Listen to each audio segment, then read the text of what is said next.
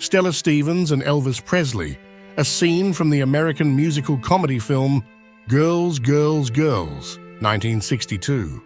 Stevens, who also worked as a film producer, director and writer, passed away this year in February 2023 at the age of 84.